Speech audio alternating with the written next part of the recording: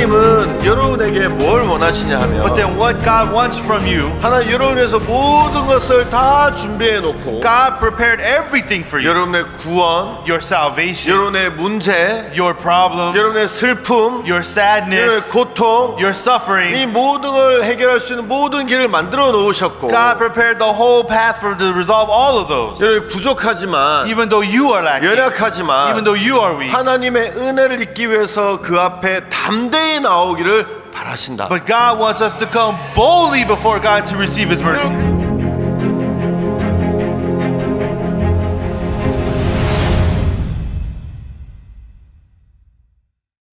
여러분 안녕하십니까? सबको जय मसीह की। 예, 성막 강의 두 번째 और ये 시간. मिलाप तंबू का दूसरा सत्र है। 예, 지난 주에는 저번 시간에는 성막에 대해서 이렇게 그 뜰에 대해서 또 성막이 하는 역할에 대해서 이야기했었습니다. और पिछले सत्र में हमने मिलाप तंबू के उद्देश्य के विषय में 예, बात की 여러분 성막을 성막의 또 문에 대해서도 이야기했는데요. और मिलाप तंबू के द्वार के विषय में भी हमने बात की थी। the 성막의 tabernacle. 문을 열고 제일 먼저 들어가면 거기에는 번제단이 있습니다. अगर आप मिलाप तंबू के द्वार को खोलकर अंदर प्रवेश करते तो सबसे पहले आपको होमबलि की 출애굽기 वेदी दिखेगी। 27장 1절 2절을 읽어보면 अगर आप निर्गमन के 27 अध्याय के 1 और 2 वचन को पढ़ते हो 광모로 장이 5규빗 광이 5규빗의 단을 만들되 네모 반듯하게 하며 고는 3규빗으로 하고 그 네 모퉁이 위에 뿔을 만들되 그 뿔이 그것에 연하게 하고 그 단을 노수로 쌀지며 फिर वेदी को बबुल की लकड़ी की 5 हाथ लंबी और 5 हाथ चौड़ी बनवाना। वेदी चौकोर हो और उसकी ऊंचाई 3 हाथ की हो और उसके चारों कोनों पर 4 सींग बनवाना। वे उस समेत एक ही टुकड़े के हो और उसे पीतल से मड़वाना। 여러분 성막 문을 열고 들어가면 제일 먼저 번제단이 있습니다. अगर मिलाप तंबू के द्वार को खोलकर अंदर जाते हैं तो सबसे पहले होम बलि की वेदी है। 그리고 지나가면 맨 마지막에 있는 것이 바로 그 법궤입니다. और उसके आगे आगे आगे जाएंगे तो आखिर में वाचा का संदूक आता है।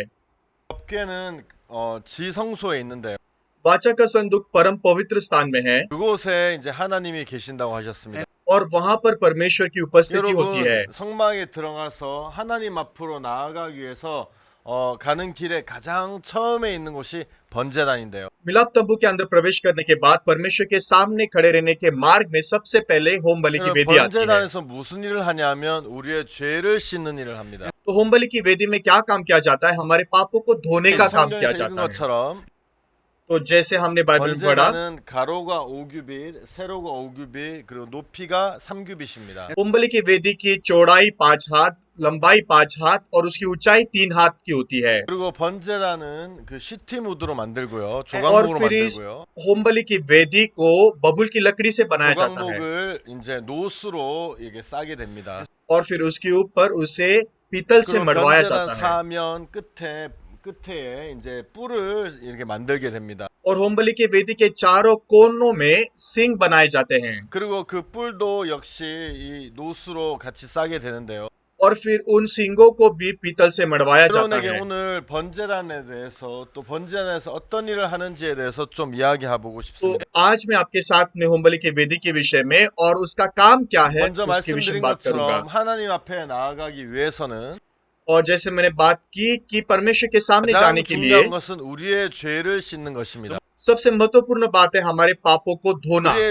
우리의 마음에 죄가 있으면 절대 하나님과 교통할 수 없습니다. अगर हमारे मन में पाप है तो हम कभी भी परमेश्वर के सामने खड़े नहीं रह 성경 सकते। 이사야 59장 1절 2절을 보면 अगर हम यशाया के 59 अध्याय 손이 के 짧아 1 और 2 구원치 वचन को 못하심도 पढ़ते 아니요 हैं 귀가 둔하여 듣지 못하심도 아니라 오직 너희 죄악이 너희와 너희 하나님 사이를 내었고 너희 죄가 그 얼굴을 가리워서 너희를 듣지 않으시게 함이니 सुनो, यहोवा का हाथ ऐसा छोटा नहीं हो गया कि उद्धार न कर सके, न वो ऐसा बहरा हो गया कि सुन न सके, परंतु तुम्हारे अधर्म के कामों ने तुमको तुम्हारे परमेश्वर से अलग 여러분 कर दिया है 이사야에서는 और 뭐라고 तुम्हारे पापों के कारण 얘기했냐면 उसका मुख तुमसे ऐसा छिपा है कि वह नहीं 그러니까 सुनता। 여러분이 너무 거리가 멀어서 하나님의 손이 짧아서 여러분 구원치 못하심도 아니라고 얘기해요. यशा क्या कहता है? ऐसा नहीं है कि आप बहुत दूर हो और परमेश्वर का हाथ बहुत छोटा है 하나님의 इसलिए वो 귀가 आपका उद्धार नहीं कर 둔해서 सकता। 여러분이 기도하는 것을 듣지 못하시는 것이 और 아니라고 ऐसा भी 얘기해요. नहीं है कि परमेश्वर का कान बहरा है कि वो तुम्हारा सुन नहीं सकता, 우리 마음에 있는 죄악이 하나님과 우리 사이를 내었고 बल्कि हमारे अधर्मों ने परमेश्वर को हमसे अलग 우리 कर दिया है। 마음에 있는 그 죄가 하나님과 하나님의 얼굴을 가려서 우리를 듣지 못하시겠다고 얘기해요. और हमारे पापों के कारण उसका मुख हमसे छिपा हुआ है कि वह नहीं 그래서 सुनता। 하나님 앞에 나아가서 तो इसलिए परमेश्वर के सामने जाने के 하나님 लिए 앞에 하나님 널 도와주세요. और परमेश्वर 또는 कृपया हमारी 하나님과 मदद कीजिए 교제하고 और परमेश्वर के 하나님의 साथ 마음을 내 सहभागिता 마음에 करने के लिए 받아들이기 위해서 और परमेश्वर का मन मुझ में स्वीकारने 가장 के 첫 लिए 번째 있어야 될 것은 죄를 사하는 일이에요. सबसे पहली बात हमने करने की जरूरत है वो है पापों की 죄를 क्षमा को 사하지 पाना। 않고는 절대 하나님과 교통할 수 없다는 것을 여러분은 아셔야 될 것입니다. और आपको जानने की जरूरत है कि परमेश्वर के सामने आप आपके 그렇기 पापों को 때문에 धोए बिना 번제단에서 खड़े नहीं रह सकते। 이 성막에서 문을 열고 하나님 앞에 나아갈 때에 तो इसलिए मिलाप तंबू के द्वार को खोलकर परमेश्वर के सामने जाने से 제일 पहले 먼저 무엇을 했냐 하면 번제단을 통해서 이런 죄를 씻는 일을 해야 되는 것입니다. सबसे पहले आपको क्या काम करनी है, आपको आपके पापों को धोने की जरूरत है होम बलि की 성경 वेदी पर। 레위기 अगर 27장에 हम 보면 बाइबल में देखते हैं ले व्यवस्था उसका 27 अध्याय 27장에 보면 어떻게 이 성막에서 번제단에서 죄를 씻는지에 대해서 설명을 하고 있습니다. और ले व्यवस्था में लिखा गया है कि कैसे होम बलि की वेदी पर आपका पाप धोया जाता है। 여러분 우리는 잘못을 하고 죄를 지으면 죄에 대한 값을 내지요. और निश्चित ही अगर हम कुछ पाप करते हैं तो हमें उसकी कीमत चुकानी पड़ती है। 그것이 간단한 교통법규를 어긴 것이나 그런 것이라면 이제 벌금을 내고 और जैसे कोई आपने ट्रैफिक का नियम तोड़ा तो 만약에 आपको 내가 सिर्फ उसका 잘못해서 फाइन भरना 사람에게 पड़ता है, दंड 상해를 भरना पड़ता है। 입히거나 아니면 도둑질을 하거나 이런 이제 큰 범죄가 되면 이제 감옥에 갑니다. लेकिन अगर मैं कुछ बड़ा अपराध करता हूँ, किसी को हानि पहुंचाता हूँ या किसी का 그러면 खून करता हूँ 이제 तो 재판을 तो मुझे 받고 जेल में 판사가 जाना पड़ता है 정한 그 값을 치르게 되죠. और फिर मैं न्यायालय में ले जाता हूँ और फिर 그래서 कोर्ट 우리는 निर्णय लेता 감옥에 है 있는 कि मुझे 사람들을 क्या दंड देना 보고 चाहिए। 죄값을 치르고 있다고 얘기하기도 합니다. और इसलिए जो लोग कैद में रहते हैं, 이 बंदीगृह में रहते हैं, हम कहते 세상은 हैं कि वो लोग अपना दंड चुका 나라나라마다 रहे हैं। 다 죄에 대한 값이 다르게 적용되고 있고요. और निश्चित ही हर एक देश में हर एक जगह पर 어떤 उनके अपराध 나라에는 के 굉장히 अपने 큰 अपने दंड होते 죄지만 हैं 어떤 나라는 굉장히 작은 죄도 될 수 और 있고 एक देश में एक ही अपराध बड़ा हो सकता है, दूसरे देश में वो छोटा हो 그런데 सकता है। हर एक जगह पे अलग 그리고 अलग है। 성경에서 하나님은 लेकिन बाइबल में परमेश्वर के 죄의 अनुसार 값을 딱 하나로 정하셨어요. पाप की मजदूरी केवल एक ही है। 로마서 6장 23절을 अगर 보면 आप रोमियो के 6 अध्याय के 23 वचन को पढ़ते हो 죄의 값은 사망이라고 정해져 तो 있어요. वहां पे ऐसा लिखा गया है कि पाप की मजदूरी मृत्यु है। 그래서 여러분 죄를 씻기 위해서 और इसलिए हमारे पापों को धोने के लिए 여러분의 지은 죄에 대한 값을 치르기 위해서 और आपने जो पाप किया है उसके पापों को कीमत 벌금을 चुकाने के लिए 내거나 감옥에 가거나 이건 이 세상 तो 방식이고 आपने दंड भरना या तो फिर आपने जेल में जाना, ये सिर्फ ये संसार का 하나님의 मार्ग है। 방식은 लेकिन परमेश्वर का जो मार्ग 죄의 है, 값을 갚기 위해서 사망이 치러져야 된다고 परमेश्वर 이야기하고 कहता है कि पाप की मजदूरी चुकाने के लिए तुम्हें मृत्यु चुकाने की 그러니까 जरूरत है। 여러분 우리가 죄를 지었기 때문에 죄를 지은 대가로 죽을 수 तो 없어서 हम क्योंकि हमने पाप किया और हम पापी है, इसलिए हम हमारे पापों के लिए 그걸 मर नहीं 아시기 सकते। 때문에 인간에게 죄물을 이야기하셨어요. और इसलिए परमेश्वर ये जानता था और परमेश्वर ने 바로 अर्पण 희생이죠. तैयार किया, मतलब बलिदान तैयार 우리를 किया, 대신해서 죽는 제물. हमारी जगह पर बलिदान होने वाला बलिदान। 그래서 여러분 레위기 27장 레위기 4장 27절을 और 보면 इसलिए अगर आप लेवी व्यवस्था के 4 अध्याय के 27 वचन में देखते हो 평민의 하나가 금령 중 하나라도 여호와의 금령 부지 중에 범에 허물이 있다가 तो यहाँ पर लिखा है यदि साधारण लोगों में से कोई अज्ञानता से पाप करे, अर्थात कोई ऐसा काम जिसे यहोवा ने मना किया हो करके 자 दोषी 죄를 हो, 지었습니다. मतलब इसने मैंने पाप किया है 28절 그 범한 죄에 깨우침을 받거든 और उसका वह पाप उस पर प्रकट हो जाए तो वह उस 자기가 पाप के 죄를 지은 कारण, 걸 깨달았을 때 मतलब उसने जाना कि उसने पाप किया है, 그는 흠없는 암염소를 끌고 와서 그 범한 죄를 인하여 그것을 예물로 삼아 이렇게 तो 돼요. वो उस पाप के कारण एक निर्दोष बकरी बलिदान के लिए ले आए। 자 여러분 지금은 이렇게 제사를 드리지 않는데요. तो हम अभी इस प्रकार का बलिदान नहीं चढ़ाते, 옛날에 성막이 있었던 그 시절에 लेकिन पूर्व के दिनों में जब मिलाप तंबू था, 죄를 지으면 이렇게 죄를 씻는 जब 거예요. पाप होता था तो इस प्रकार से पाप धोया 어떤 जाता 사람이 था। 죄를 지었고 एक व्यक्ति ने जब पाप 자기가 किया है 죄를 지은 것에 대해서 깨달음을 죄를 지은 것을 발견하게 और 되면 उसको जब पता चलता है कि उसने पाप किया है, 이건 죄의 삭은 사망이기 और 때문에 क्योंकि पाप की मजदूरी मृत्यु है, 이제 희생을 데리고 오는데 흠없는 암염소를 तो 데리고 उसको 오라. बलिदान लाना पड़ता है। मतलब एक निर्दोष बकरी बलिदान के लिए ले आनी पड़ती है। 여러분 이 이야기를 들으시면서 여러분 머리로 상상하셔도 좋을 것 तो 같아요. जैसे आप ये बातों को सुन रहे हो, आप आपके मन में कल्पना 여러분, 내가 कीजिए, 죄를 지었어요. मैंने पाप किया है उदाहरण के लिए, 내가 하나님 법을 또 ओ मैंने 어겼구나. फिर से परमेश्वर के नियम को तोड़ दिया। 내가 좀 그때 좀 생각을 깊이 하고 참았어야 되는데 तो पिछले बार मैंने थोड़ा और गहरे से सोचना चाहिए था, मैंने 내 नियंत्रण करना 마음에 चाहिए 화를 था। 못 이기고 내가 죄를 지었구나. और क्योंकि मैंने मेरे गुस्से पर जीत नहीं सका, 내가 이 इसलिए मैंने 죄를 फिर से पाप 가지면 किया, 하나님과 교통이 될 수 없지. और इस पाप को रखते हुए मैं परमेश्वर के सामने नहीं जा सकता। 여러분 그래서 마음에 그걸 깨달으면 इसलिए जब वो अपने मन में इस पाप को जान लेता 자기가 है, 양을 키우고 있든지 아니면 양을 사든지 해서 성경은 흠없는 암염소를 이제 끌고 성막으로 가는 거예요. तो फिर वो उन पशुओं को बढ़ा रहा है या फिर उनको खरीद रहा है, तो उसको 그래서 कैसे 이제 क्यों न हो, 목에다 줄을 निर्दोष बकरी को लेकर आना है। 흠이 있는지 없는지 잘 살펴서 산 다음에 और जैसे वो इस निर्दोष बकरी को लेके आके उसको जांचेगा कि उसमें 이제 कोई 목에다 दोष है 줄을 क्या, 묶어서 이제 성막을 향해 걸어가죠. और फिर उसके गले में रस्सी बांधकर उसको मिलाप तंबू में लेके आता 성막에 है। 도착했을 때 और जब वो मिलाप तंबू पर पहुंचता 문을 है, 열고 이제 제일 먼저 들어가면 방금 우리가 얘기한 이 번제단이 나오는 तो द्वार को खोल के सबसे पहली चीज उसको दिखाई देती है, वो है होमबलि की वेदी। 앞에 제사장이 서 있고 और फिर होमबलि की वेदी के बगल में याजक होता है, 옆에 번제단이 있어. और वहां पे होमबलि की वेदी होती है।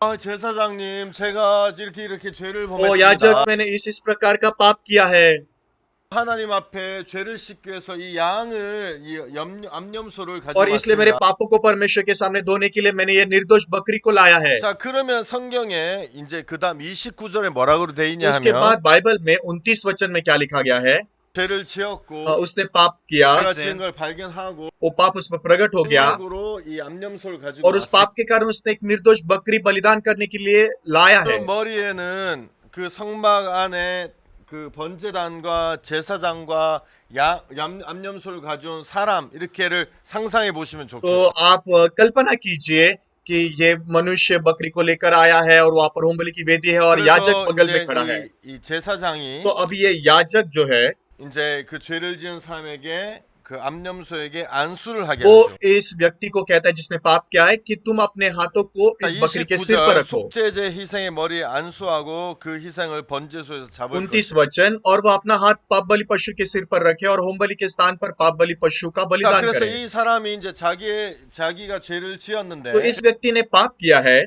자 여기 테레 목사님이 양이라고 했을 और 때 समझो ये पास्टर बकरी है, 양을 데리고 제사장에게 और इस 왔어요. बकरी को लेकर मैं याजक के पास पहुंचा हूँ, 그 제사장 앞에서 내가 양의 머리에다 안수를 하게 और फिर 돼요. अब याजक के सामने मैंने इस बकरी के सिर पर हाथ रखा। 이 양을 죽여야 되는데 왜 안수를 합니까? तो इस बकरी को मरना है, तो फिर क्यों उसके सिर पे हाथ रखने की 보면 जरूरत 답이 है? 있는데요. तो उसका उत्तर बाइबल में आता 성경을 है, 같이 찾아보시면 좋을 것 같습니다. और अच्छा होगा कि अगर आप भी बाइबल में से देखेंगे। 16장 21절. और ये बात हम लेवी व्यवस्था के 16 अध्याय में देख सकते हैं। 두 손으로 산 염소의 머리에 안수하여 이스라엘 자손의 모든 불의와 그 범한 모든 죄를 고하고 그 죄를 염소의 머리에 두어 미리 정한 사람에게 맡겨 광야로 보낼지니. वचन, और हारून अपने दोनों हाथों को जीवित बकरे पर रखकर इजरायलियों के सब अधर्म के कामों और उनके सब अपराधों अर्थात उनके सारे पापों को अंगीकार करे और उनको बकरे के सिर पर धरकर उसको किसी मनुष्य के हाथ जो इस काम के लिए तैयार हो जंगल में भेज के 어떻게 छुड़वा दे। 했냐면 तो हारून क्या कर रहा है, 대제사장으로 वो महायाजक है। 사람들의 죄를 तो 씻을 जब 때 इजरायलियों के पापों को धोना था, 여러분 아론이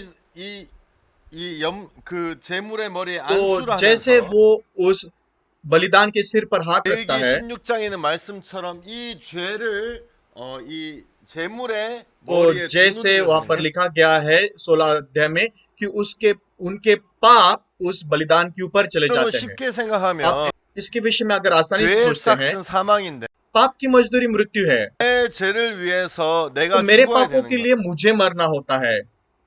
근데 내가 죽을 수 없기 때문에 लेकिन क्योंकि मैं मर नहीं सकता, 내가 암 염소를 데리러 왔는데 तो मैं एक निर्दोष बकरी को लेके आता हूँ, 그럼 이 암 염소를 그냥 죽이는 것이 아니라 और उस निर्दोष बकरी को ऐसे ही नहीं मार 내 सकते। 죄를 암 염소에게 넘기는 일을 해야 되는 거야. मेरे पापों को उस निर्दोष बकरी के ऊपर देने का काम भी किया जाना चाहिए। 죽어도 의미가 있는 거지. तो इसलिए जब वो बकरी मरती है तो 내가 उसका कारण 가지고 होता 암 है। 염소만 죽이면 아무 의미가 없는 거야. अगर मैंने पाप किया है और वो बकरी सिर्फ ऐसे ही मर जाती है तो 그래서 उसमें कोई कारण 여러분 नहीं रहता। 안수라는 것을 और इसलिए 통해서 उसके सिर पर हाथ रखने के द्वारा 안수를 하면서 내 죄를 암 염소에게 넘기게 मेरे 되고 पाप उस निर्दोष बकरी के ऊपर चले जाते हैं, 이제 죄는 나에게 더 이상 있는 것이 아니라 암 और 염소에게로 अभी 가는 पाप 것이. मेरे पास नहीं रहा बल्कि उस बकरी पर चला गया है। 그래서 성경을 계속 इसलिए अगर हम 읽어보면 निरंतर अगर बाइबल को पढ़ते हैं, 제사장은 जो याजक है, 이제 그 희생을 번제소에서 잡을 것이요. याजक उस बकरी को मार डालता है। 그리고 30절 और फिर 30 자, वचन में 이제 ऐसा लिखा है, 제사장이 그 이제 죄를 받았기 때문에 और क्योंकि अभी बलिदान ने पाप को अपने ऊपर ले 번제소 लिया है, 앞에서 암 염소를 죽이게 되는 거예요. इसलिए उस वेदी के सामने उसको मार डाला जाता है, 죽여서 피를 और 받아서 फिर उसके लहू को याजक लेता है। 30절 और 30 वचन को पढ़ेंगे, 제사장은 손가락 그 피를 찍어 번제단 뿔에 바르고 그 피 전부를 담 और 밑에 याजक उसके 쏟고 लहू में से अपनी उंगली से कुछ लेकर होमबलि की वेदी के सिंगों पर लगाए और उसके सब लहू को उस वेदी के पाए पर उंडेल दे। 여러분 क्या 기억나십니까? आपको याद है? 죄를 지었습니다. मैंने पाप किया है 그래서 죄를 씻고 싶습니다. और इसलिए मैं मेरे पाप को धोना चाहता हूँ, 죄를 씻기 위해서 값을 और 치러야 मेरे 되는데 पापों को धोने के लिए पापों की मजदूरी चुकाने की जरूरत है। 그것은 죽음이기 때문에 और क्योंकि पाप की मजदूरी 내가 मृत्यु है, 나를 위해서 대신 죽어줄 암 염소를 흠없는 암 और 염소를 इसलिए मेरी 데리고 जगह पर मरने के लिए मैं इस निर्दोष बकरी को लेकर आता हूँ, 사장에 같이요. तो मैं याजक के पास उसे ले जाता हूँ 안수를 하면서 내 죄를 넘기게 되죠. और उसके सिर पर हाथ रखकर मेरे पाप उसके ऊपर लादता हूँ, 그리고 이제 암 염소를 और 죽이게 फिर इस 됩니다. बकरी को मारा डाला जाता है, 그리고 암 염소 피를 और फिर इस 받아서 बकरी का लहू लेकर, 자, 30절에 보면 जैसे 30 वचन में हमने देखा, 손가락으로 피를 찍어 번제단 뿔에 바르고 और याजक उसके लहू में से अपनी उंगली से कुछ लेकर होमबलि की वेदी के 그 다음에 सिंगों पर लगाए 나머지는 담 밑에 और उसके 쏟으라고. सब लहू को उसी वेदी के पाए पर उंडेल दे। 사진을 보면 और अगर हम इस चित्र को 여러분 देखते हैं 끝에 이제 번제단 뿔이 이렇게 तो इस 있는데 होमबलि की वेदी के कोनों पर सिंग है, 뿔에 피를 바르는 तो 이유가 있어요. उन सिंगों पर लहू लगाने का कारण है। 성경 예레미야 17장 1절에 और अगर 보면 हम इर्मिया के 17 अध्याय के वचन के एक वचन में 이렇게 देखेंगे 기록돼 तो 있어요. इस प्रकार से लिखा गया 유다의 है, 죄는 금강석 그 철필로 기록되되 그들의 마음판과 그들의 담뿔에 यहूदा का 새겨졌다. पाप लोहे की टांकी और हीरे के नोक से लिखा हुआ है, वह उनकी हृदय रूपी पटिया और उनकी वेदियों के सिंगों पर भी खुदा हुआ 그래서 है। 여러분 유다는 이스라엘 백성을 이야기하죠. तो यहाँ पर यहूदा मतलब इजराइलियों के विषय में 근데 लिखा गया है। 여러분 제가 여기 뭐라 그러냐면 담뿔에 और यहाँ पर क्या लिखा गया है कि पाप कहाँ लिखा गया है?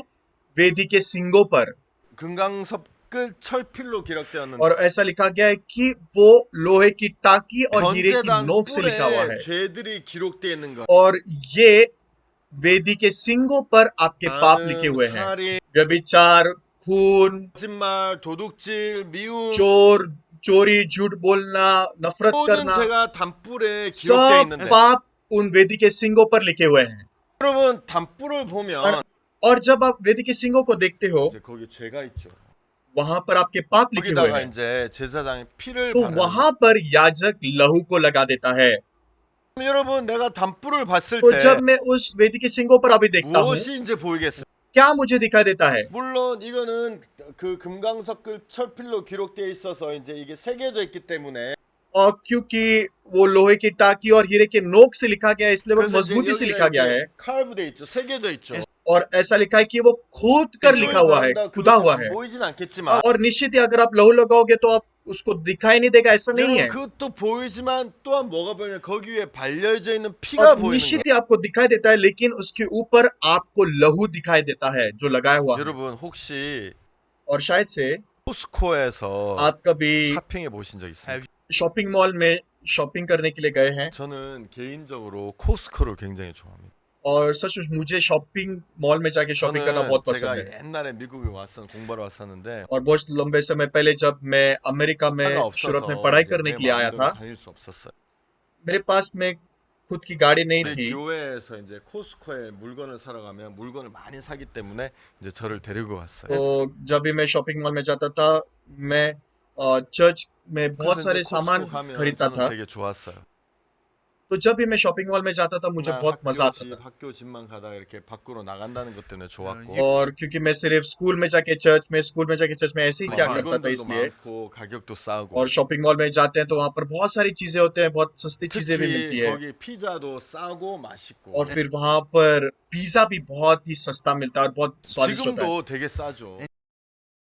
अभी भी बहुत सस्ता है 이번에 코로나 있기 전에 한번 और ये 갔었는데 कोरोना शुरू होने से पहले मैं वहां पर एक बार गया था 핫도그 이렇게 긴 핫도그가 तो इतना बड़ा हॉट डॉग मिलता है वहां पर 음료수와 함께 1불 50밖에 और वहां पर कोल्ड ड्रिंक के साथ उसको सिर्फ $15 그래서 이제 그 चुकाने पड़ते हैं 코스코를 저는 코스코를 가면 마치 이렇게 고향에 온 느낌이랄까 그런 어떤 따뜻함을 तो 느끼죠. जब मैं वो कॉस्टको शॉपिंग मॉल में जाता हूँ तो मुझे ऐसा लगता है कि मैं मेरे गांव में चला गया हूँ 여러분들은 뭐 बहुत 좋아하는지 अच्छा लगता 모르지만 है 아마 쇼핑을 해보셨는지 모르겠는데요. और मैं नहीं जानता कि आपको शॉपिंग करना पसंद है 코스코 कि नहीं 쇼핑을 끝나면 लेकिन आप शॉपिंग खत्म करने के बाद 틀을 몰고 आप 나가죠. आपका कार्ट लेकर गाड़ी लेकर बाहर 근데 आते हो ना 거기에 검사하는 사람이 있어요. लेकिन वहां पर एक व्यक्ति होता है जो जांच 맞죠? करता है सही है 그럼 이제 그 사람에게 카트만 가지고 나가면 안 돼요. और उसके पास सिर्फ आपका कार्ट लेकर आप जा नहीं 카트와 सकते 함께 뭘 보여줘야 되냐면 영수증을 보여줘요. उस कार्ट के साथ आपको रसीद दिखानी पड़ती है वहां पर 그래서 그 사람이 영수증을 보고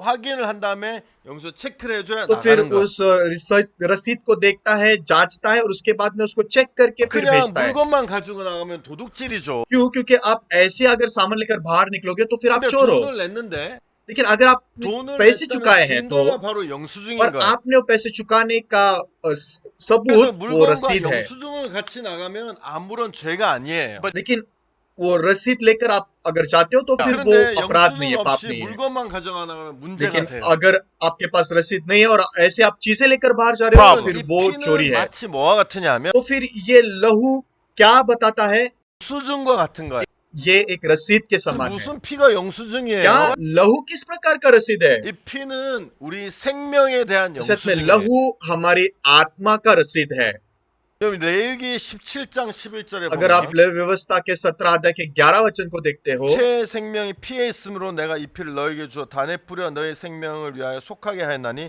생명의 피에 있으므로 피가 제를 क्योंकि शरीर का 속하느니라. प्राण लहू में रहता है और उसको मैंने तुम लोगों को वेदी पर चढ़ाने के लिए दिया है कि तुम्हारे प्राणों के लिए प्रायश्चित किया जाए क्योंकि प्राण के कारण लहू ही से प्रायश्चित होता है 여러분 우리의 생명은 피에 있기 때문에 क्योंकि हमारा प्राण लहू में है 여러분 그래서 사람이 피가 다 빠지면 और 죽으면 इसलिए अगर एक 죽죠. मनुष्य के शरीर से सारा लहू चला जाता है तो वो मर 과학이 जाता है 아무리 발달해도 피를 하나 만들어낼 수는 없죠. आप कितना भी विज्ञान विकसित किया हो 그래서 लेकिन फिर भी 여러분 लहू 피를 बनाया नहीं जा 보면 सकता 피가 흘려진 걸 보면 아 이 생명이 죽었다는 걸 알 수 있죠. और जब एक व्यक्ति में लहू नहीं रहा तो हम कहते हैं कि हाँ ये व्यक्ति मर गया है 그래서 여러분 이 피는 어떤 생명이 죽은 것에 대한 영수증이라고 얘기할 तो 수 있는 इसलिए आप लहू को आपके प्राण का रसीद कह सकते 그래서 हैं 칼트를 밀고 나갈 때 तो जब आपके शॉपिंग मॉल का कार्ट लेकर आप बाहर 카트만 निकलते हो 가져 나가면 문제가 생기고 और अगर आप सिर्फ कार्ट लेके जाते हो सामान के साथ तो 돈을 फिर ये 낸 समस्या बन 영수증이 जाती है 보여주면 아무 문제가 없는 것. लेकिन अगर आप रसीद लेकर जाते हो जो सबूत है कि आपने पैसे चुकाए तो फिर कोई 단불에 समस्या 죄가 नहीं 기록이 돼 있는. हाँ आपके पाप उस वेदी के सिंगों पर लिखे हुए हैं 여러분 이 단불에 죄만 기록되면 अगर 문제가 वेदी के 되지만 सिंगों पर केवल पाप लिखे गए तो फिर समस्या है 피를 लेकिन उसके 발라주는 ऊपर 거예요. जब लहू लगाया गया है 그러면 사람 이 피를 ओ 봐라. तुम देखो वहां पर लहू है 이것은 이 죄들을 위해서 생명이 हाँ 죽은 इस 것이다. पाप के लिए एक प्राण चढ़ाया गया है 눈에 죄는 보이지만 여전히 हाँ हालांकि अभी भी पाप के 피를 봤을 लेखा 때 दिखता है लेकिन जब 아 उस पे लहू लगाया गया है 생명에 피가 흘려진 곳이기 때문에 हाँ क्योंकि जिस लहू में प्राण है 대한 값이 वो वहां पर लगाया गया 치러졌구나 है 이렇게 사람들이 이해하게 되는 거예요. तब लोग समझ सकते हैं हाँ इस व्यक्ति ने पाप की मजदूरी चुकाई 성경에 है 보면 6월절이 있죠. तो जब आप बाइबल में देखते हो तो वहां पर 여러분 이스라엘 फसह का पर्व 백성이 है 애굽에서 나올 때 जब इजराइल लोग मिस्र देश से बाहर 이미 निकले 10가지 재앙을 내리셨는데 परमेश्वर ने वहां पर 10 विपत्तियां दी 마지막에 내린 और जो 재앙은 आखिरी विपत्ति थी 그 나라에 있는 모든 장자를 परमेश्वर ने 죽이는 कहा 거예요. कि मैं उस देश के पहलौठे को मैं मार डालूंगा। 여러분 그런데 लेकिन 뭐라 그러셨냐 하면 परमेश्वर ने क्या कहा, 저는 어린 양을 죽여서 तुम एक बकरी को या मेमने को मार डालो, 피를 उसके लहू को लो 그 집에 들어가는 문에 임방과 설주에 और 바르라고 तुम्हारे घर के आलिंगनों पर और उसके चौखट पर उस लहू को 여러분, लगाओ। 천사가 그날 밤에 거기에 처음 난 것들 और 죽여. फिर मृत्यु का दूत उस रात को आएगा और सब पहलौठों को मार 그런데 डालेगा। 하나님은 이스라엘 백성에 लेकिन 뭐라 परमेश्वर ने 그러셨냐면 इस्राएलियों को क्या कहा, 양을 잡아서 피를 तुम 바르라고 एक 얘기했어요. मेमने को मारकर उसके लहू को दरवाजे पर 문으로 लगा दो। 들어가려고 और 하는데 जब वहां पर प्रवेश करने के 여러분 लिए कोशिश 문에 करेंगे 피가 तो 발려져 있어요. वहां पर उस आलिंगनों पर लहू लगाए। ओ, यहाँ पर तो 여기 피가 있는 거 보니까 लहू लगाया गया है। 이미 여기 생명이 죽었구나. हाँ, यहाँ पर एक जीवन को मार डाला गया है 여기 पहले 들어갈 ही। 수 없겠 들어갈 필요 없겠죠. यहाँ पर अंदर प्रवेश करने की जरूरत नहीं है इस घर 그래서 में। 천사가 그 집을 तो 넘어간다는 फिर वो दूत उस घर को 바로 छोड़कर आगे चला 예수님을 जाएगा। 의미하고 तो ये भी यीशु मसीह को 그 दर्शाता है 어린 양을 의미하는 और ये इस मेमने के विषय में 여러분 बात कर रहा 피가 है। 발려져 있으면 जब लहू लगाया गया है 심판이 넘어가는 तो 거예요. न्याय उधर से 또 चला 심판이 जाता है 넘어가냐면 이미 거기에 생명이 심판을 받았기 और 때문에 लहू इसका कारण है कि पहले ही न्याय दंड 생명이 चुका दिया गया 심판을 है 받은 것에 대한 증거가 바로 और 피이기 क्योंकि 때문에 ये रसीद है कि एक जीवन चुकाया गया है और वो है 여러분 लहू। 이해가시게 되길 바랍니다. और मैं सचमुच चाहता हूँ कि आप 네, इस बात को 그래서 समझो। 여러분 이뭐 번제난 뿔에다가 तो इस 피를 वेदी के 바르게 सींगों 되고 पर लहू लगाया जाता है 사람들이 거기 और हालांकि 죄를 보지만 लोग अभी भी पाप को देख सकते हैं वहां पर, 그 죄 위에 발리는 피를 보면서 아 내 죄를 위해서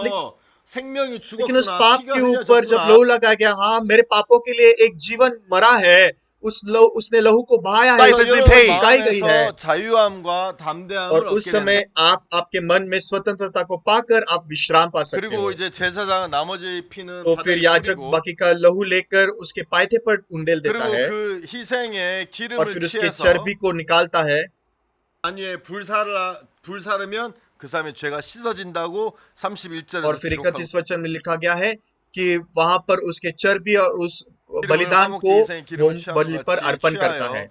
다니엘 불살라 여호와께 한교롭게 할지니 제사장이 그를 위하여 속죄한즉 그가 사함을 얻으리라.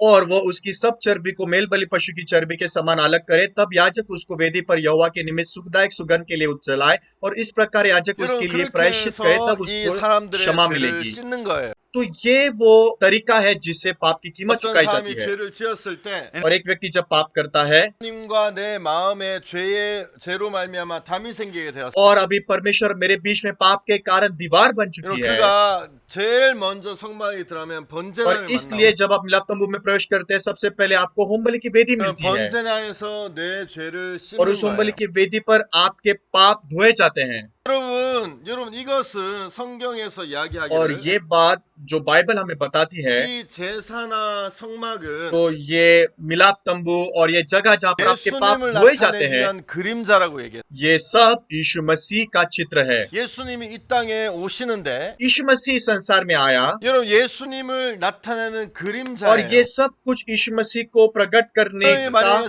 परछाई 성막을 है। 알고 성막 안에 담긴 예수님을 और 모른다면 अगर आप मिलाप तंबू के विषय में जानते हो और अगर That आप यीशु के बारे में नहीं 것이고 जानते 여러분 성막을 모르는 거예요. तो फिर आपने मिलाप तंबू को जानना इसमें कोई अर्थ 그럼 नहीं बनता। 이것이 예수님과 무슨 상관이 있을까? लेकिन फिर इसका यीशु के साथ क्या लेना 여러분 देना? 제가 시간이 많이 없기 때문에 좀 빨리빨리 कि मेरे 간단하게 पास ज्यादा 설명하면 समय नहीं है, इसलिए मैं जल्दी जल्दी और बहुत ही अच्छे से आपको मैं 여러분이 समझाना 아시는 चाहता हूँ। 것처럼 यीशु ने कहा तुम जानते हो, 예수님은 이 땅에 오실 때 하나님의 어린 양으로 जब 오셨어요. यीशु इस संसार में आया वो परमेश्वर का मेमना बनकर आया। 예수님을 어린 양으로 비교한 줄 आपको 아세요? मालूम है कि क्यों यीशु ने परमेश्वर को मेमने 왜냐하면 के साथ 그 तुलना की? 예수님에게 어린 양이라고 했을 때 그 어린 양은 कि जब यीशु को मेमने के रूप में बताया गया 인간의 है, 죄를 지고 피를 흘리는 그 तो 양을 उस मेमने 이야기하는 के 거예요. बारे में बताया गया है जो हमारे पापों की क्षमा के लिए लहू बहाता है। 이 땅에 तो 오셨는데 जब यीशु इस संसार में आया, 예수님은 하나님의 어린 양으로 와야 돼. यीशु इस संसार में परमेश्वर का मेमना बनकर आया। 그런데 여러분 어린 तो 양이라면 समझो ये परमेश्वर का मेमना है। 그러니까 이 사람이 어린 양 아니면 어린 염소를 흠없는 암염소를 끌고 이제 번제단 앞에 तो 가죠. जैसे वो मनुष्य भी मेमने को या बकरी को जो निर्दोष है 그럼 sin 제일 मिलाप 먼저 तंबू में लेके 무엇을 आता 해야 था, 됩니까? तो सबसे पहले उसको क्या करना पड़ता 안수를 해야 था? 되는데 उसके सिर पर हाथ रखा जाता 성경을 था। 이제 성경에 इसलिए 마태복음에 अगर आप 보면 बाइबल में मत्ती के पुस्तक को देखते हो तो 굉장히 이상한 장면이 성경에 वहां पर बहुत ही अजीब कहानी लिखी गई है। 그날 예수님이 세례 요한에게 एक दिन 나오셔. यीशु मसीह यूहन्ना बपतिस्मा दाता के पास आया।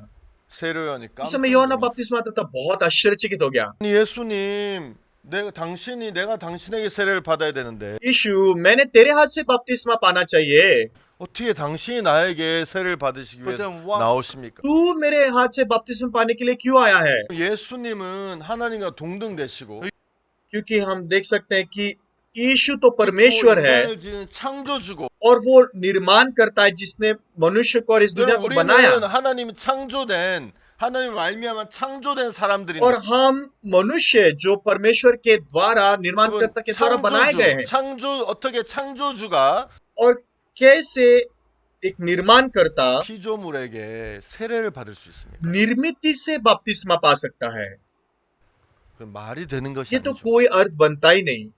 요한이 말도 안 됩니다. तो इसलिए 예수님 यूहन्ना ने कहा कि यीशु इसमें कोई अर्थ नहीं बनता, 절대 있을 수 없습니다. ये संभव नहीं है। 예수님이 그랬어. 이제 허락하라. लेकिन यीशु ने कहा अभी ऐसा होने दे, 이와 같이 하여 모든 의를 이루는 것이 합당하니라. क्योंकि हमें इसी रीति से सब धार्मिकता को पूरा करना उचित है। 예수님이 거기서 뭐라고 얘기하셨냐 तो 하면 वहां पर यीशु क्या कहता है? 이렇게 해야 된다. अब तो ऐसा ही होने दे, 내가 원하지 않지만 허락해라.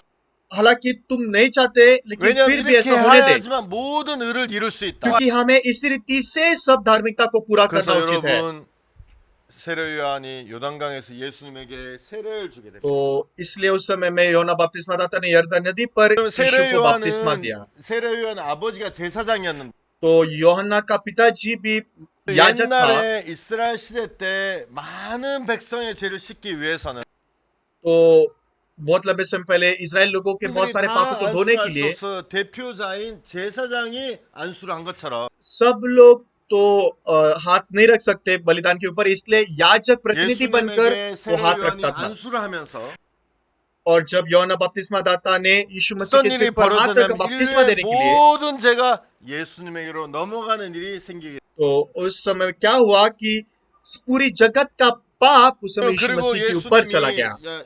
요한복음 1장에 보면 세례 요한이 तो इसलिए यूहन्ना के पहले अध्याय में यूहन्ना 세례 बपतिस्मा 요한이 दाता 예수를 보면서 보라 세상죄를 지고 하나님의 어린 양이로다라고 यीशु को देखकर वो कहता है कि देखो परमेश्वर का मेमना जो जगत के पाप को उठा ले जाता है। 예수를 봐라.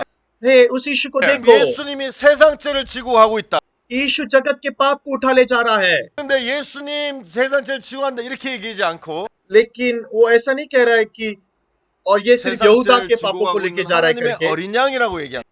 वो कहता है कि वो परमेश्वर का मेमना है जो जगत के 아니, पाप को 여러분 उठा 많은 ले जाता है। 사람들은 그것을 볼 수 없었을 거예요. और निश्चित ही बहुत लोगों ने वो देखा नहीं होगा। 그 죄는 눈으로 보이는 것이 아니기 क्यों? क्योंकि आप आपके आंखों से पाप देख नहीं 때문에 내가 सकते। 예를 들어서 양을 가지고 왔는데 समझो अगर मैं मेरे मेमने को 양의 लेकर आता 머리에다 हूँ 안수했어. और मैं उस मेमने के ऊपर मेरे हाथ रखता हूँ 그리고 내 죄를 양에게 और मेरा 넘기면 पाप जब उस मेमने के ऊपर चला 참 जाता है, 제사장만이 알 वो 수 있겠죠. केवल याजक इस बात को जान लेता है। 다른 사람들은 그 양이 안수를 받은 죄인지 안 받은 죄인지 안 받은 양인지 잘 모르겠죠. क्यों? क्योंकि लोग उनकी आंखों से नहीं देख सकते कि उनके पाप 근데 बकरी पर 이제 चले गए हैं 세례 कि नहीं, 요한은 직접 안수를 했기 때문에 क्योंकि यूहन्ना बपतिस्मा दाता ने खुद अपने हाथों को 1장 यीशु पर रखा 29절에서 था। 보라 세상죄를 지고 한 하나님의 어린 양이로. इसलिए यूहन्ना बपतिस्मा दाता ने अपने मुख से कहा कि देखो परमेश्वर का मेमना जो जगत के पाप को उठा ले 그러면서 जाता है। 예수님이 그 죄를 지시고 हम देख सकते हैं कि यीशु ने वो जगत के पाप को 십자가에 उठाया 못 박혀 और 돌아가시게 वो 됩니다. क्रूस पर चढ़कर वो मारा गया।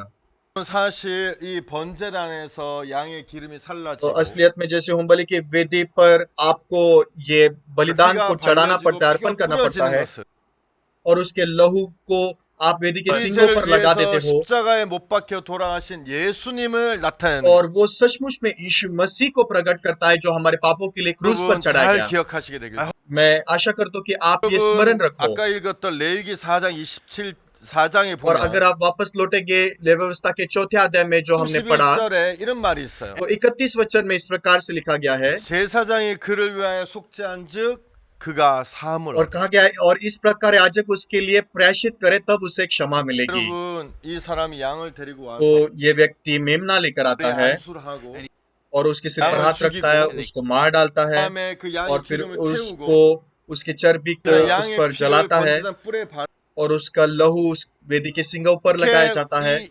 하나님이 주신 방법대로 और 하면 जब परमेश्वर के इस तरीके के अनुसार किया जाता है 이게 तब 성경에서 뭐라고 돼 있습니까? बाइबल क्या कहती है? 그 사람이 사함을 얻으리라. तब उसे क्षमा मिलेगी। 이게 굉장히 ये 중요해요. सबसे महत्वपूर्ण बात है। 이렇게 해도 사함을 얻지 못하면 할 이유가 अगर ये 없겠죠. सब कुछ करके भी आपको क्षमा नहीं मिलेगी तो फिर कोई उसमें कारण ही नहीं 하나님이 बचेगा। 정하신 이 방법대로 하면 사함을 लेकिन 얻는다는 जब आप 거예요. परमेश्वर ने दिए गए मार्ग से करते हो तो आपको क्षमा मिलती है। 죄의 삭은 사망인데 क्यों? क्योंकि पाप की मजदूरी मृत्यु है। 이 암염소가 तो ये जो बकरी है 사람에게 죄를 받았고 वो इस पापी के पाप को स्वीकार 그다음에 करती 피를 है 흘렸다면 और जब उसके लहू को बहाती है 죄는 पाप के 분명히 कारण 사함을 받게 될 수밖에 없다는 것이.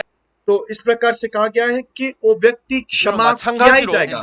उसी प्रकार से 예수님도 यीशु मसीह ने 비록 भी, 여러분이 직접 눈으로 보지는 못했지만 हालांकि आपने आपकी आंखों से 성경 उसे नहीं 말씀을 देखा, 통해서 लेकिन बाइबल के वचन के 주님이 द्वारा 세례요한이 예수님에게 안수를 하면서 जैसे यूहन्ना बपतिस्मा दाता ने यीशु मसीह के सिर पर हाथ रखा 제가 बपतिस्मा देने के 예수님에게 लिए, 넘어가게 되고 वो जगत के पाप यीशु मसीह के ऊपर 제사장이 चले गए। 세례요한은 예수를 보면서 세상 죄를 지은 하나님 어린 और 양이라고 फिर 그래요. यूहन्ना बपतिस्माता ने कहा, देखो परमेश्वर का मेमना जो जगत के पाप को उठा ले जाता है। 여러분 여기 이 방송을 듣는 여러분의 모든 죄는 तो आप 어디에 सब 있습니까? लोग जो सुन रहे हैं, आपके पाप कहाँ है? 세례요한은 성경은 여러분의 죄가 예수에게 तो 넘어갔다고 बाइबल में कहा 얘기하는 गया है, यूहन्ना कहता है कि तुम्हारे पाप यीशु मसीह पर चले गए 또 हैं। 여러분의 마음에 있다고 लेकिन 생각하십니까? क्या आप सोचते हो क्या अभी भी आपके मन में पाप है? 죄는 예수에게 넘어갔고 आपके पाप यीशु मसीह पर चले गए हैं। 하나님은 죄의 삭은 사망이라는 법에 और 의해서 क्योंकि व्यवस्था कहती है कि पाप की मजदूरी मृत्यु है, 십자가에 못 박혀 इसलिए यीशु 돌아가시고 मसीह को क्रूस पर चढ़ना पड़ा 그 피를 흘리시게 됨으로써 और उसे अपना लहू बहाना पड़ा। 여러분 이렇게 하면 죄사장이 죄를 사한 적 और 사함을 얻는 जैसे 것 इस प्रकार से करके पाप की मजदूरी मृत्यु चुकाई जाती है 여러분들도 사함을 얻게 되는 거예요. और आप भी क्षमा को पाते हो। 여러분 이렇게 한번 생각해 보세요. आप इस विषय में सोचिए। 여러분 제가 있는데 समझो मुझ में पाप है, 예를 들어서 저에게 빚이 굉장히 많다. समझो मेरे पास में बहुत बड़ा कर्जा है, 10 밀리언. समझो 1 करोड़ रुपए का कर्जा है। 여러분 그러면 तो फिर ये 굉장히 बहुत 큰 बड़ी 문제예요. समस्या है कि नहीं? 10 밀리언이면 한국 돈으로는 이제 100억. तो 1 करोड़ रुपया बोला तो कितना बड़ा रकम है कि नहीं? 네, 굉장히 많은 ये 돈이죠. बहुत बड़ी रकम है।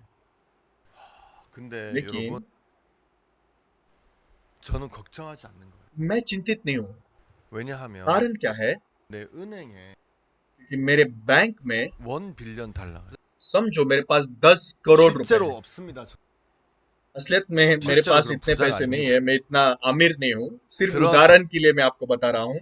여러분 내가 빚이 10 समझो मेरे 밀리언인데 पास 1 करोड़ रुपए का कर्जा है, 빚이 그렇게 있지만 은행에 그보다도 훨씬 많은 100배 कर्जा 1 करोड़ है, लेकिन उसके 10 गुना ज्यादा 10 करोड़ रुपए मेरे बैंक के खाते में है, तो 여러분 제가 걱정을 फिर 하겠습니다. क्या आपको लगता है कि मैं चिंतित होऊंगा या नहीं?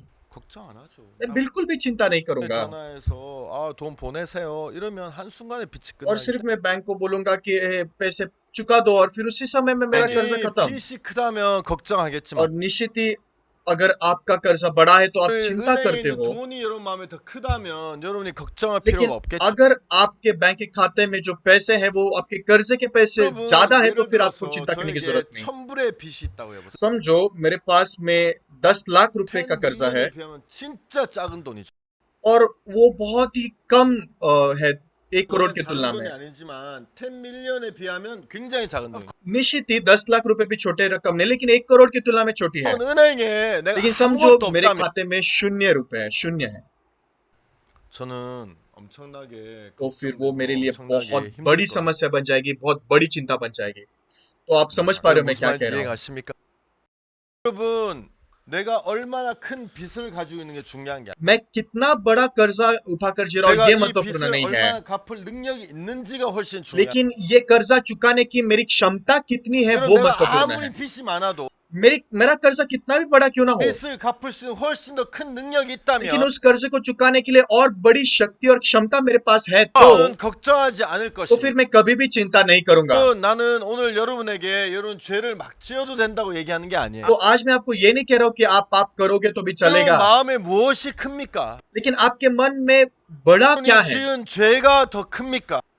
आपने जो पाप किए हैं वो 그 बड़े हैं, 죄를 씻으시는 예수의 능력이 훨씬 या 큽니까? फिर आपके पापों को धोने की यीशु की शक्ति आपके मन 많은 में बड़ी है। 사람들은 예수를 만났지만 आप बहुत सारे लोग हैं जो यीशु से मिले 아직까지 हैं, 여전히 그 마음의 죄 때문에 고통하고 लेकिन अभी भी उनके मन में पाप के कारण वो पीड़ित रहते 왜 हैं। 그렇습니까? क्यों ऐसा है? 능력이 없어서입니까? क्योंकि यीशु के पास शक्ति नहीं, इसलिए 예수님의 능력이 여러분의 죄를 씻을 수 있는 충분히 씻을 수 있는 능력이 안 되기 क्योंकि 때문에 यीशु की शक्ति आपके पापों को धोने के लिए परिपूर्ण नहीं है, 그렇지 इसलिए 않습니다. ऐसा बिल्कुल नहीं है। 예수님은 여러분이 어떤 죄에 빠져도 आप कोई भी पाप पे क्यों ना 여러분을 गिरे हो, 능히 구원하실 수 있는 구세주이고 लेकिन वो उद्धार करता है, जो नहीं, आसानी से महान आपको 왕이시고, उद्धार दे सकता है। यीशु अंतिम राजाओं का 주시고, राजा है, वो प्रभुओं का 여러분의 प्रभु है। 어떤 죄를 씌어서 여러분을 능히 그 죄에서 건지실 수 있는 능력이 इसलिए 있으시죠? हालांकि आप कोई भी पाप में क्यों ना गिरे हो, यीशु के पास शक्ति 여러분이 है 아무리 आपको उसमें 많은 से 빚이 निकालने के लिए। आपके पास कितना भी बड़ा कर्जा क्यों 더큰 ना हो, 빚이 은행에 있다면 여러분 절대 लेकिन 걱정하지 अगर 않을 आपके 겁니다. पास में आपके कर्जे से बड़ी रकम बैंक के खाते 나는 में, तो फिर आप 빚이 चिंता नहीं 있어라고 करते। 괴로워하지 않을 것이야. आप कर्जे के कारण आप चिंता नहीं करते, 빚이 없는 게 आपका 아니라 कर्जा नहीं है इसलिए नहीं, 빚을 해결할 수 있는 능력이 बल्कि 있기 आपके 때문에 पास उसको सुलझाने की योग्यता है इसलिए। 여러분 तो वैसे 예수님은 यीशु 여러분의 죄의 문제를 해결하시는 분. आपके पापों को सुलझाने के लिए आया 여러분 हुआ 예수님을 यीशु है। 만났지만 बहुत सारे लोगों ने यीशु 아직까지도 से 죄에서 मिले हैं, 허덕이고 있습니다. लेकिन अभी भी 왜 그랬습니까? वो लोग पाप से पीड़ित है। क्यों ऐसा है? 예수님이 그 죄를 씻은 능력이 없어서가 아닙니다. इसलिए नहीं क्योंकि यीशु के पास पाप को धोने की शक्ति नहीं 내 है, 모든 죄를 씻어 주셨다는 걸 믿지 못하기 क्योंकि 때문에 वो लोग विश्वास नहीं करते कि यीशु ने उनके पापों को धो दिया है। 나에게는 이 모든 죄를 능히 씻어 주신 예수님이 계시구나. मेरे पास यीशु है जिसके पास शक्ति है मेरे सब पापों को धोने के 십자가에서 लिए। 흘린 피는 वो लहू जो यीशु ने क्रूस पर 어떤 बहाया, 죄라도 능히 씻을 수 있는 능력이 있구나. मैंने कोई भी पाप क्यों ना किया हो, उसमें शक्ति है मेरे 내 सब पापों 마음에 को धोने 예수님의 की। 보혈이 훨씬 크다면 अगर यीशु का लहू आपके मन में बड़ा है 절대 죄에 빠져서 허덕이지 않을 तो 것이다. फिर आप आपके पापों में गिरे 내 हुए नहीं 마음에 रहोगे। 무엇이 큽니까? आपके मन में क्या बड़ा है? 죄를 지은 여러분입니까? आप जो जिन्होंने पाप 여러분의 किया, 죄를 आप बड़े हो, 씻어주시는 예수의 या फिर 능력입니까? आप में यीशु मसीह की शक्ति 성경에 जिसने 보면 पापों को धोया है वो बड़ी है। 요셉의 이야기가 나. बाइबल में यूसुफ के बारे में भी लिखा गया है। 요셉의 형들과 요셉의 형들이 요셉을 시기했죠. हम देख सकते हैं कि यूसुफ के भाइयों ने यूसुफ से नफरत 그래서 की, 요셉의 형들이 어느 날 서로 자기들끼리 이제 계획을 짜서 요셉을 이제 और एक 풀어버려. दिन भाइयों ने आपस में योजना बनाकर यूसुफ को बेच डाला 요셉은 애굽에 팔려서 굉장히 많은 어려움을 और 겪고 यूसुफ मिस्र में बेचा गया और उसको बहुत सारे तकलीफों से गुजरना पड़ा, 감옥까지 가게 उसको 되었어요. बंदीगृह में भी जाना पड़ा। 모르겠어요. मैं नहीं जानता, लेकिन 근데 저는 제가 이렇게 요셉의 생애를 보면서 लेकिन जब मैं यूसुफ के जीवन को देखता हूँ, 요셉이 굉장히 마음이 고통스러웠을 यूसुफ 거란 के मन 말이에요. में निश्चित ही बहुत पीड़ा होगी ऐसा मुझे लगता है। 감옥에서 술 맡은 관원장의 꿈을 해석해 주죠. और जब उसने पिलाने हारा के 그 स्वप्न 술마통 के अर्थ को भी 환자에게 बताया,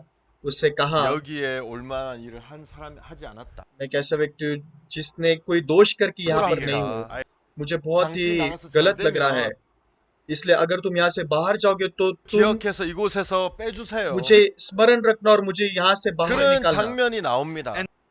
और यहाँ पर 그리고 ऐसी 만 कहानी आप 2년 देख सकते 후에 हो। और 2 साल के बाद 요셉이 감옥에서 나와서 바로의 꿈을 해석하며 वो बंदीगृह से बाहर निकल कर फारो के 애굽의 फिरौन 총리가 के स्वप्न 되게 का अर्थ बताता है, और फिर वो मिस्र देश का अधिपति 결혼해서 बनता है, 아들을 낳게 되는 और फिर यूसुफ शादी करके बच्चों को भी पैदा करता 아들을 है। 낳을 때 아들의 이름을 लेकिन उसके पहले 문하세라고 지어요. बेटे को वो मनश्शे नाम देता 문하세의 है। 뜻은 잊어버리라는 뜻. मनश्शे का अर्थ है भुलाया जाना। 애굽에서 했던 모든 일과 내아비의 집을 잊어버렸다라고 해요. इसका मतलब उसने जो भी समय मिस्र में बिताया वो सब कुछ 그 भुला दिया 요셉이 गया है। 감옥에 있을 때만 해도 형편에 마음이 많이 매여 있었는데 और मैं निश्चित हूँ कि जब वो बंदीगृह में था वो अपने परिस्थिति से बंधा हुआ 감옥에 होता, 나와서 그것이 언젠지는 잘 모르겠지만 और मैं नहीं जानता कि आप वो 아들을 बंदीगृह में से 낳았을 कब बाहर 때 निकला, 그의 마음은 इ미 소망으로 가득 차 있는 걸 볼. लेकिन जब उसने अपने बेटे को पैदा किया उसका मन 내가 बदल चुका 아버지 था। 집을 다 잊어버렸다. मैंने मेरे 그리고 पिता के 이제 घर को भी 나중에 भुला दिया है। 많은 일이 있지만 형들을 만나게 됩니다. तो बहुत सारी बातें होने के बाद फिर वो अपने बड़े भाइयों 형들을 से भी मिलता 만나서 है 뭐라고 얘기합니까? और वो बड़े भाइयों से क्या कहता है 이제 형들 앞에 자기의 모습을 드러내. वो अपने आप को उन पर प्रकट करने के बाद 형들 나를 애굽에 팔았으므로 근심하지 마세요. वो कहता 한탄하지 है 마세요. कि तुम लोगों ने मुझे मिस्र में बेच दिया इसलिए तुम चिंता मत करो तुम 하나님이 मत 우리의 घबराओ 생명을 보호하시려고 당신을 क्योंकि वो 앞서 나를 परमेश्वर था 보내셨나이다. जिसने किया जीवन को बचाने के लिए तुमसे आगे 여기 परमेश्वर ने 보낸 मुझे भेजा 것은 당신들이 아니라 하나님입니다. मुझे यहाँ पर भेजने वाले तुम नहीं बल्कि परमेश्वर हो 창세기에서 요셉이 형들에게 여러 번 그렇게 이야기하는 것을 볼 수 있어요. तो आप देख सकते हैं कि उत्पत्ति के पुस्तक में 여러분 ये यूसुफ 요셉은 बहुत बार इस 형들에 대해 प्रकार से बात करता 원망했을 है 거예요. तो मैंने शीतु की शुरुआत में उसने बहुत तकलीफ में उसने शिकायत की होगी नफरत की होगी भाइयों से लेकिन जैसे उसने परमेश्वर के 요셉의 마음에 प्रमाण 있는 को जाना 미움이나 요셉의 마음에 있는 증오가 다 사라진 것을 हम देख सकते हैं कि उसके मन में सभी बदला लेने का मन और 또 वे 형들이 सब गायब हो 요셉이 गया 형들을 만났을 때 और जब भाई लोग 제일 यूसुफ से मिले 먼저 형들 이거 형들이 한 거 아니에요. पहली बात जो यूसुफ ने कही वो तुम नहीं थे 하신 거예요. जिन्होंने ये किया बल्कि वो 생명을 परमेश्वर 살리기 위해서 था 하나님이 이 जिसने सब 모든 कुछ 일을 किया 하신 거예요. जीवन को बचाने के लिए परमेश्वर ने ये सब कुछ किया है इसलिए तुम तकलीफ में मत 마세요. गिरो तुम अपने आप का न्याय 여러분 मत करो 요셉은 예수님의 그림자인데 तो यूसुफ यहाँ पर यीशु मसीह की परछाई है 어떤 일을 하냐면 죄를 यहाँ 용서해 पर वो 주는 क्या 일을 काम 하는 कर 거예요. रहा है वो पाप को क्षमा करने का काम 형들 कर रहा है 걱정하지 마세요. ए भाइयों चिंता मत 이거 करो 하나님이 하신 거예요. परमेश्वर ने ऐसा किया है 했다고 하지 마세요. तुम अपने आप को ये मत कहो कि तुमने 마음에 किया 괴로워하거나 근심하지 마세요. तुम अपने मन में चिंतित मत हो 여러분 दैन्य 요셉은 मत बनो 형들에게 아주 이렇게 간절하게 तो बहुत ही ईमानदारी से वो अपने भाइयों से ये बात 그들이 कहता है 잘못이 아니다. तुमने नहीं किया है 잊어버렸다. मैं पहले से ये सब कुछ भूल चुका 말하면서 हूँ 용서를 형들에게 주는 और हम 모습을 देख 볼 सकते 수 हैं कि 있어요. वो अपने भाइयों को क्षमा देता है 그런데 लेकिन 형들은 어떻게 했습니까?